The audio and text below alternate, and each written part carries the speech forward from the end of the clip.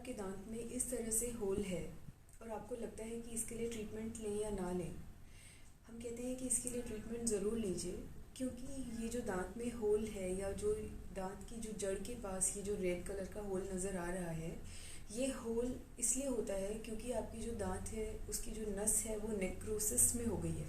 The pulp is necrosed. When the pulp is necrosed, आपके दांत के अंदर जो थर्ड लेयर है that is infected and that is filled with bacteria. When that is filled with bacteria, it is highly important कि उस दांत को उस समय ट्रीटमेंट मिले। ट्रीटमेंट क्या होता है? इसका ट्रीटमेंट भी सिंपल आरसीटी ही होता है। आरसीटी को समझें अगर, आरसीटी इज़ अ प्रोसेस जिसमें आपके दांत को कम्प्लीटली स्टेराइल किया जाता है, उसके बैक्टीरिया को ख़त्म किया जाता है। जो पल्प आपकी जो नस है जिसके अंदर बैक्टीरिया इन्वेड कर गए हैं, वो आरसीटी उस प्रोसीजर को बोलते हैं जब हम उसको कम्प्लीटली क्लीन करके स्टेराइल फिलिंग्स के साथ भर देते हैं। RCT is a very wonderful procedure. It can treat such kind of problems.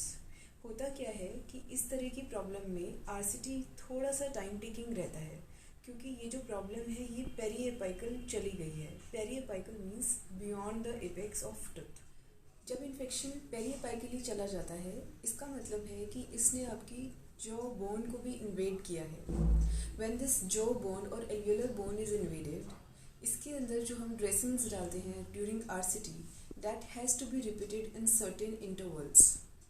ये डिपेंड करता है from patient to patient, from lesion to lesion, from the type and from the stage of infection, कि हमें ये dressings कितनी बार repeat करनी है।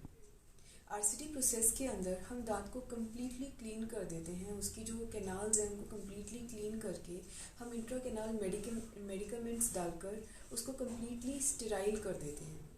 फिर उसके बाद हम रिस्पॉन्स देखते हैं कि जब आप दोबारा से चेकअप के लिए आते हैं, क्या वो दांत फिर से हल्का हल्का दर्द कर रहा है। अगर वो हल्का हल्का दर्द कर रहा है और उसके अंदर बहुत ज़्यादा प्रॉब्लम नहीं है तो डैट विल गो, धीरे धीरे वो हीलिंग प्रोसेस अच्छा हो जाएगा। लेकिन अगर उसमें ज़्यादा पेन है, स्वेलिंग है, पस है, प्रॉब्लम्स हैं, फिर एंटीबायोटिक्स का भी रोल आता है। एंटीबायोटिक्स RCT में आज के टाइम में बहुत ज़्यादा इम्पॉर्टेंट नहीं होती है।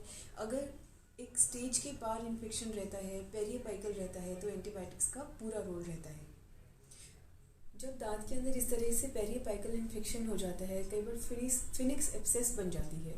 वो एब्सेस का मतलब होता है कि दांत की पेरीएपाइकल एरिया के अंदर वो ऐसे फैल जाती है कि और दांतों को भी इन्वॉल्व करने की कोशिश करती है। इस तरह के ट्रीटमेंट्स बहुत इंपॉर्टेंट हो जाते हैं।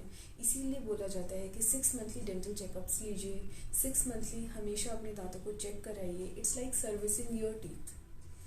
अगर आपके दांत में इस तरह से पस बबल है, इस तरह से नोड्यूल बन रहा है और इस तरह से आप देख पा रहे हैं कि देयर इज़ अ पस पॉकेट जहाँ पे दांत ख़त्म होता है, तो इट इज़ नॉट नॉर्मल। ये नॉर्मली ऐसे प्रेजेंट नहीं होता है। During the course of time या फिर धीरे धीरे इन्फेक्शन पनपा है अंदर, कई बार गम्स के थ्रू भी इन्फेक्शन जाता है, जिसको पेरियो एंडो लीजन कहते हैं।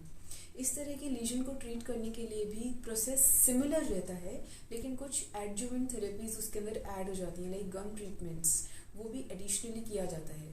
तो एक अच्छे डेंटिस्ट की सलाह लेकर इस तरह की प्रॉब्लम को कभी भी नज़रअंदाज न करें, क्योंकि ये धीरे धीरे नहीं तो पेरीएपाइकल सिस्ट, पेरीएपाइकल प्रॉब्लम्स ज़्यादा क्रिएट करता है। कभी कभी दांत की मोबिलिटी को भी बढ़ा देता है, कई बार पेन बहुत ज़्यादा भी बढ़ जाता है, and it may sometimes let you to lose your tooth.